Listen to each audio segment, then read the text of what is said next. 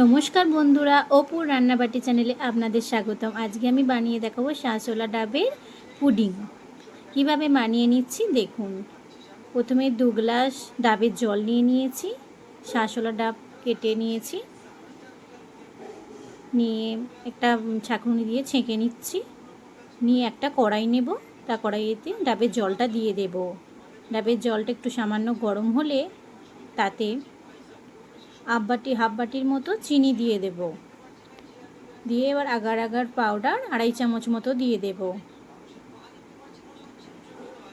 দিয়ে ভালো করে নাড়িয়ে নাড়িয়ে দেব। বন্ধুরা, আমার ভিডিও যদি ভালো লেগে থাকে লাইক কমেন্ট শেয়ার করবেন। বন্ধুরা, সাবস্ক্রাইব করতে ভুলবেন না, কমেন্ট করতে ভুলবেন না। একবার এইভাবে বানিয়ে দেখবেন, বাচ্চাদের খুব পছন্দ হবে। এবার ফুটে ওঠার পরই নাবিয়ে নেব। নাবিয়ে একটা পাত্রে ঢেলে নেব। ঢেলে নিয়ে ঠান্ডা করতে দেব কিছুক্ষণের জন্য। আসুন এবার ডাবটা কুচি কুচি করে কেটে নিই। শাঁসটা প্রথমে একটা চামচের সাহায্যে বার করে নেব। নিয়ে একটা কাঁচি দিয়ে ছোট ছোট টুকরো টুকরো সরু সরু করে কেটে নেব। ভালো করে কেটে নিয়েছি।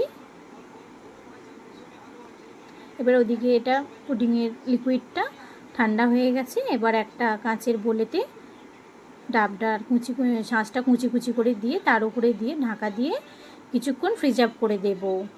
ফ্রিজ আপে 30 মিনিট মতো ফ্রিজ আপ করেছিলাম। তারপর দেখুন রেডি হয়ে গেছে।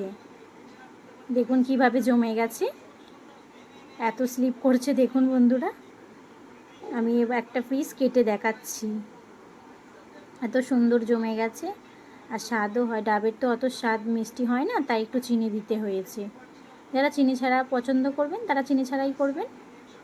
তবে আগার আগার পাউডারটা বাজারে পাওয়া যায়, অনলাইনেও পাওয়া যায়, আপনারা নিতে পারেন।